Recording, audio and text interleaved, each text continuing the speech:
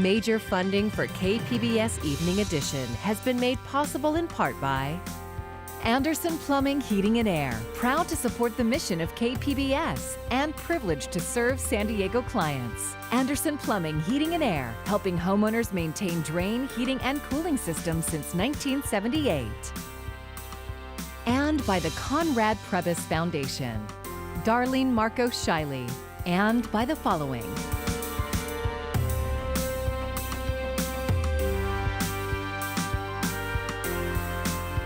And by viewers like you. Thank you. Good evening. It's Wednesday, April 29th. Thanks for joining us. I'm Maya Trabulsi. Good news for people who love the outdoors, but it comes with a reminder that this coronavirus pandemic is far from over. Details on that in a moment. But first, San Diego County health officials announced 2 more deaths and 118 new cases. In his daily briefing, Governor Newsom highlighted 2 problems in the state that he says can be turned into a win-win. KPBS reporter John Carroll has more. For those of us whose cabin fever is reaching the boiling point, a bit of good news from the county today. Supervisor Nathan Fletcher says there will be an announcement tomorrow on easing some of the restrictions surrounding county parks. But for anyone that's angry with the county about stay-at-home orders, Supervisor Greg Cox said that's on the governor. The decision is ultimately up to the governor of California. Counties do not have the ability to get ahead of the governor's executive order. Counties have the ability to be more restrictive than the governor in their public health orders, but not less restrictive. For the governor, easing restrictions comes down to the numbers, and he says they're not there yet. Statewide, deaths from COVID-19 have gone up for 2 days in a row now, 78 within the last 24 hours. Hospitalizations have also gone up over the last couple of days. The governor says we're still within a manageable range, but he said those statistics underline the importance of continuing to follow stay-at-home orders. He also talked today about a new initiative to help the state's farmers and California's food banks. With federal and philanthropic support, the state is working to solve the problem of farmers with too much food on their hands. Our farmers, our ranchers, are experiencing about a 50% reduction in demand, which is a jaw-dropping reduction in demand. Much of what farmers have on hand is perishable, and they have no way to distribute it. Then there's the other side of the equation. We have food banks that have, on the average, seen a 73% spike in demand. Here we are, breadbasket, the world, California, and we want to address that mismatch. Right now, about 130 farmers and ranchers are ready to move their produce, meat, and dairy to 41 food banks throughout the state. Newsom says the goal is to provide about 21 million pounds of fresh food a month to the food banks. The state has raised about $3.5 million to get the program up and running. Of course, there's a ripple effect here. The program will also help farm workers who will once again be able to harvest produce that was just sitting in the ground. It's the kind of collaboration Newsom called the best of the California spirit. John Carroll, KPBS News. They're being hailed as heroes, hospital workers and nurses on the front line. But sadly, several hundred local workers are being laid off at a time when the pandemic has put all hands on deck. KPBS reporter Matt Hoffman examines just why this is happening. We did our best to not impact clinical or bedside care positions. Palomar Health is eliminating more than 300 positions company-wide as the healthcare system sees a drop in patient volume. It's anywhere from 40 to 70%. So, outpatient surgeries are down about 60%, inpatient surgeries well over 50%. Registered nurse Stevie Tubbs, who has worked for Palomar Health for more than 4 years, was one of those let go. It's a tough thing to kind of accept or swallow. It's just one of those things where you understand that COVID-19 has affected everybody, but as you said, as a healthcare worker, you don't expect it to happen in the healthcare field because it's not like we're through the virus. We don't know what the future will hold as far as the cases could spike up. Palomar Health is not the only one cutting staff. Also this week, Tri-City Healthcare temporarily furloughed 48 workers, and locally other healthcare systems are reducing shifts. With a possible surge in cases looming, do officials believe hospitals have enough staff? Laying off of staff is a concern to us, and I don't have an answer for how that will be improved, except that as we open up, staff hopefully can come back. When the outbreak first hit, hospitals stopped doing planned surgeries and other procedures to prepare for an influx in cases that ultimately never happened. While that may have contributed to job cuts, officials say the end goal is being met. The curve is flattening here. That actually is happened, but on the flip side of that, if you don't have as many patients as you once had, there is potential the issue of having to lay off staff or those staff not being utilized. It's a bad and a good thing in some ways. Bad in terms of laying off staff, but good in terms of the fact that we did not overwhelm or negatively impact our healthcare system. Matt Hoffman, KPBS News. As the governor considers starting the new school year earlier than expected, local school districts are already struggling to stay afloat. KPBS education reporter Joe Hung explains. At his regular briefing on Tuesday, Governor Gavin Newsom made the surprise announcement that the state is considering moving up the start of the 2020-2021 school year. We recognize there's been a learning loss because of this disruption. We're concerned about that learning loss even into the summer. And so we are considering the prospect of an even earlier school year into the fall, as early as late July, early August. But there are no specific plans. And if schools throughout California were to reopen that early, it would require billions in additional funding, something the state has yet to offer. Here in San Diego, school districts were already struggling to balance their budgets even before the pandemic struck. Tuesday night, the San Diego Unified School District Board voted to eliminate more than 450 classified or non-teaching positions in order to close an already existing $84 million budget deficit.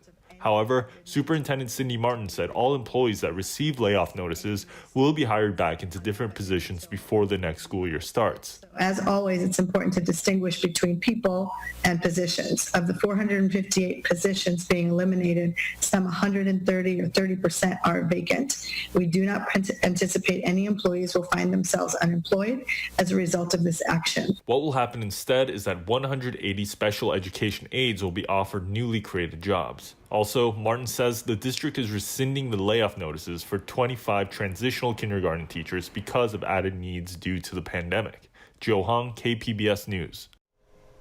Sandag is crunching local job numbers and found nearly 1 in 4 people are out of work in San Diego County. Some neighborhoods are being hit especially hard. The zip codes that include Logan Heights, College, San Ysidro, City Heights, Golden Hills, and National City all have unemployment rates that are either over 30% or approaching 30%. And to put that number into perspective, unemployment was 11% at the peak of the Great Recession. Even in places like Rancho Bernardo, where Sandag says more people have jobs that allow them to work from home, the rate is close to 20%. Sandag took national and state job numbers and then applied it to San Diego's local industries to form its analysis. The San Diego region reached a grim milestone, topping more than 100 reported deaths due to COVID-19. KPBS reporter Claire Tregesser provides details about those who've succumbed to the virus. Than any other racial group have died of COVID-19, just under 50% according to records from the county as of Monday. Just under 33% were Hispanic and just under 10% were Asian. The county has received just 2 reports of African Americans dying from the virus. This is just a snapshot, and these numbers could change significantly in the coming weeks. Yet, so far, San Diego is going against statewide trends, which show that the majority of people who died were Hispanic or Black. But like elsewhere, the virus is proving to be more fatal to men than women in San Diego County. And older people are far more vulnerable. The median age of those who've died in the county is 78. This is consistent with what's happening throughout the world. Eastern and southern parts of the county have seen by far the most reported deaths. More than half are in those two areas, while the county's northern coast accounts for the fewest, just under 5%. Almost all of the people reported dead had underlying medical conditions. Only 3.5% didn't. But it is highly likely that significantly more deaths have occurred than those reported to the county, says Dr. Doug Richman, an infectious disease specialist at UC San Diego. Numbers that we're seeing are underestimates. Many people are dying at home or have died without being tested. And tests have only been available to diagnose people with symptoms. Claire Trageser, KPBS News. President Trump signed an executive order demanding meat processing plants stay open after warnings about breakdowns in the food chain. But now, as Whitney Wild tells us, employee unions are worried about health risks. Fear, anger, confusion from some meat industry employees after President Trump signed an executive order compelling processing plants to stay open. He is putting the workers at risk.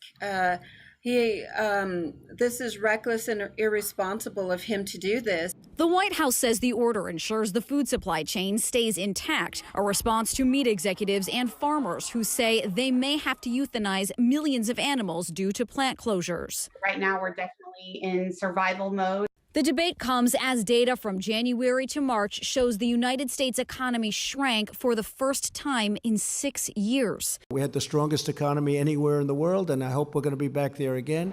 Despite the blow to bank accounts, a majority of Americans say relaxing restrictions too soon is a bad idea. A poll released Wednesday shows 65% of Americans think employees should not return to work without more widespread testing. 80% don't think you should eat inside a restaurant, and 91% say it's a bad idea to attend a sporting event. A top doctor on the White House coronavirus task force says the U.S. is almost certain to see another round of the virus later this year. If we are unsuccessful or prematurely try to open up, it could be a rebound to get us right back in the same boat.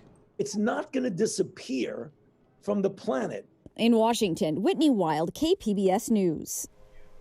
The Navy has ordered another investigation into the coronavirus outbreak aboard the San Diego-based USS Theodore Roosevelt.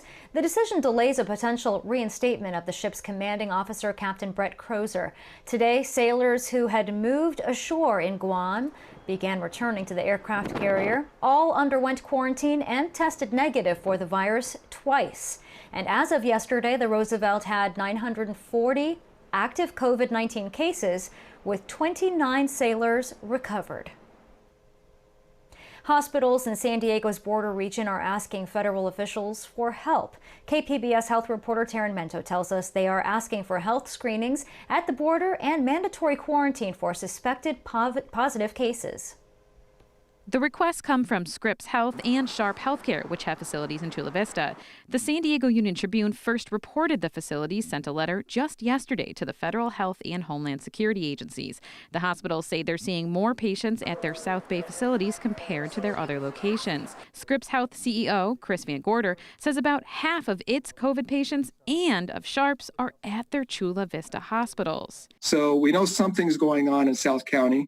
We know it has something to do with the border, not completely the border, but something to do with the border. And so we need action down there.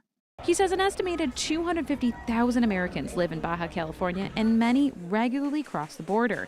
In the April 28th letter, he and Sharp CEO asked for health screenings along the border and mandatory quarantine for suspected positive individuals. They're also asking for more personal protective equipment and other supplies. Van Gorder says Scripps can right now manage the 73 COVID patients it has system-wide, but he expects that to grow, especially in Chula Vista. So we do think a significant number of those patients down there are crossing the border. Mexico, we know, is very challenged right now with COVID-19. Their hospitals are being filled up. They're running short on supplies. And I think there's a possibility that it could bubble over into San Diego. I mean, we're neighbors, we're close, we're friends, and certainly we have to be ready for that. Baja California's health secretary just yesterday asked for humanitarian support from SHARP in the form of doctors and nurses. A SHARP spokesman says the system is working with officials at all levels of government to see what help they can provide. Van Gorder says federal agencies have not yet responded to the letter for help from him or SHARP CEO, but hopes for a coordinated response in the border area. Taryn Mento, KPBS News. And KPBS also requested a response from agencies mentioned in the letter, but did not receive a reply in time for this story. And we're following all of the latest coronavirus developments for you at kpbs.org. Just click on the Tracking COVID-19 link on our homepage, and you'll be taken to a page with all of our recent reports. You can find that right now at kpbs.org. A break from the heat is on the way, and we're looking forward to a beautiful weekend. Mark Mancuso has your forecast. Our heat continues, but it looks like temperatures will start to drop over the next couple of days, slowly but surely, here in the interior sections. Along the coast, we'll continue to see the overnight clouds roll in, and there'll be some areas of fog into the morning hours. That will extend in some of the valleys, too. But for the weekend, it looks pleasant. Even in the areas that are so hot, temperatures will be getting closer to the averages. So gradual cooling is coming.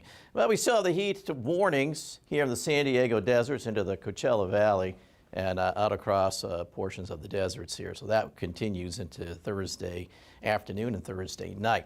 For tonight here, well, we'll see our clouds thickening up right along the coast. Some of that extends into the valleys. Temperatures dip down to about 65 in San Diego, but a mild 73 in Borrego Springs. Looking at your weather Thursday, yes, it's still hot here in the deserts and off to the east, but the heat's shifting east, and here we are just comfortably warm closer to the coast as our clouds melt away, and we'll see some sunshine.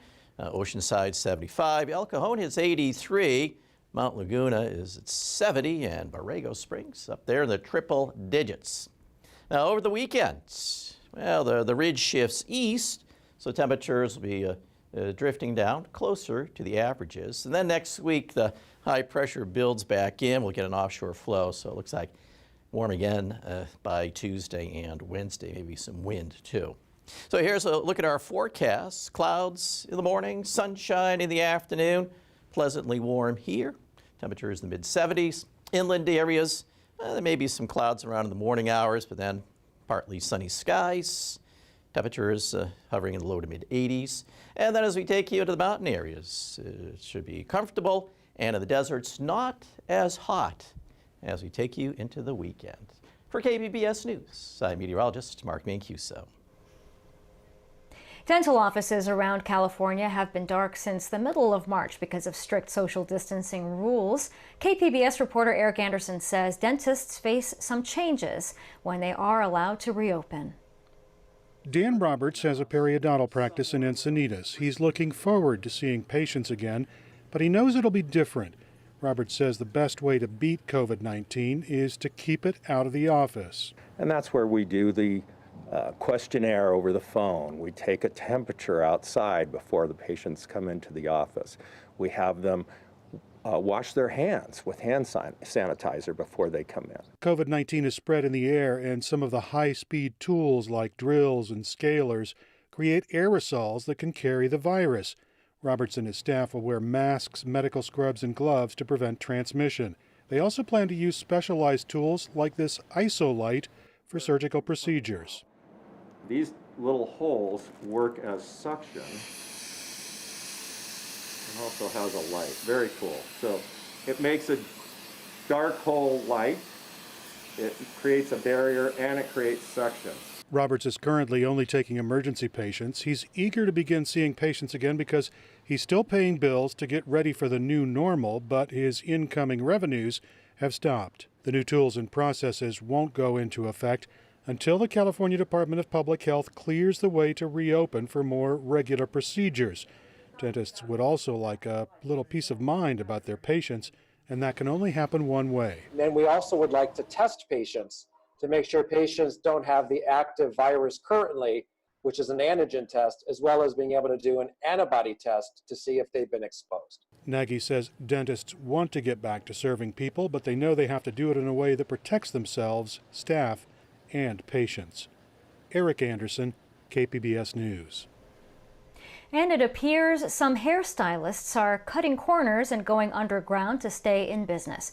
Because they're not considered essential and pose a risk due to working in close proximity, salons and barbershops closed down. And hair salons fall under phase 3 of the reopening plan. So in the meantime, some are resorting to meeting clients in secret. But some in the industry don't think that's wise. The biggest risk that there is that you get the virus and then you spread it to someone unknowingly. And Creekmore says getting fined is also a reason not to do it, but can understand the need for business, and the demand is there. We even found some people using Craigslist and other sites looking for someone to cut their hair.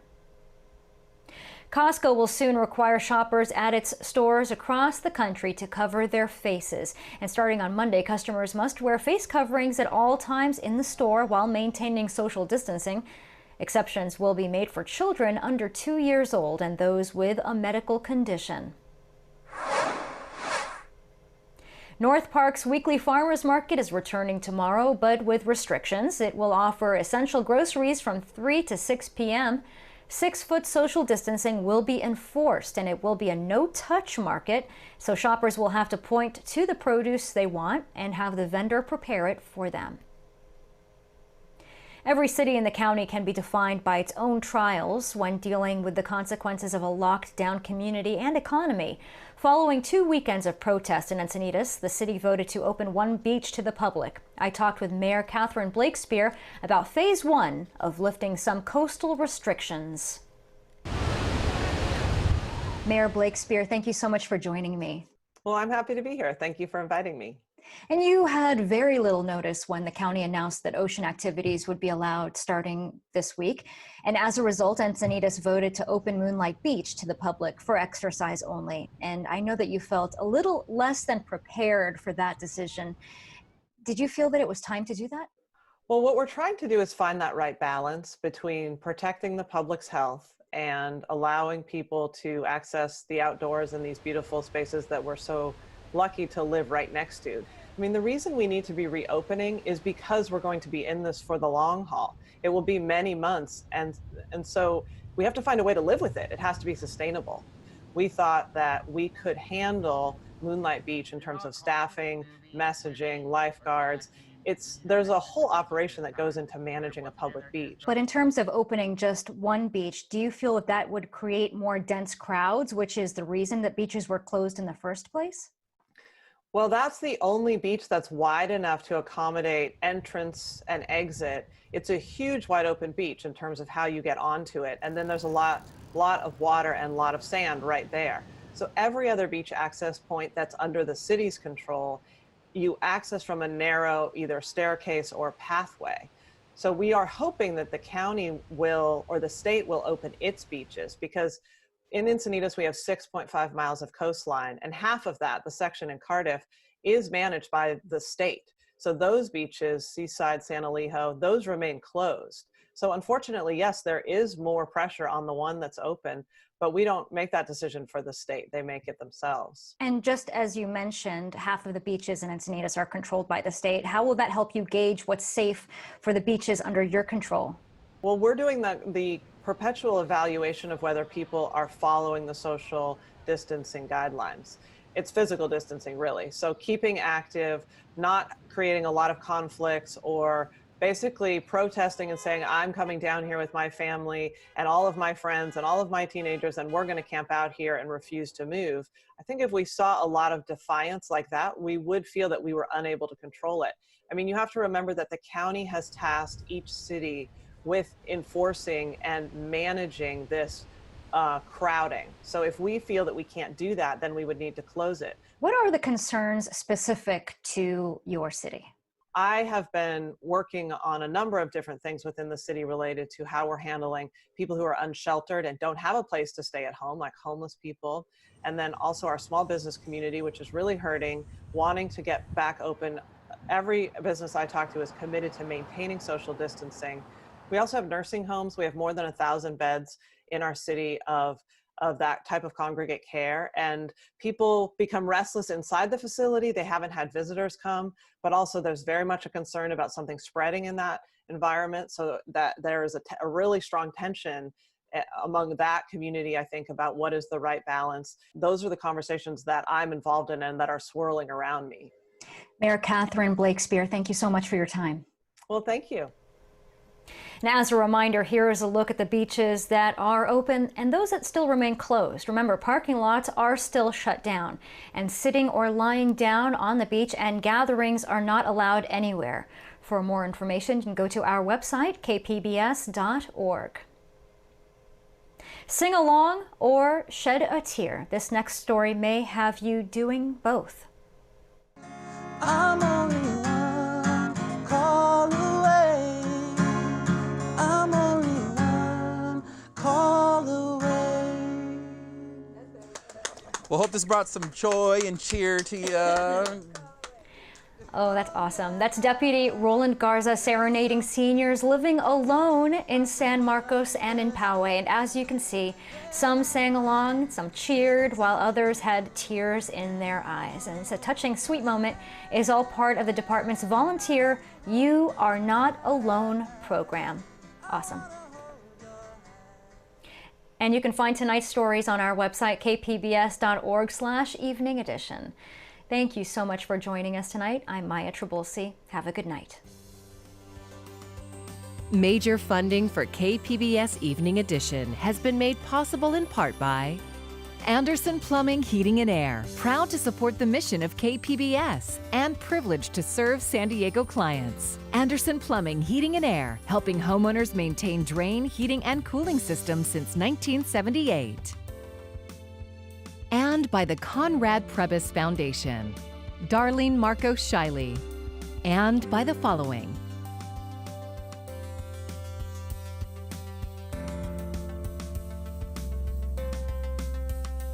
and by viewers like you. Thank you.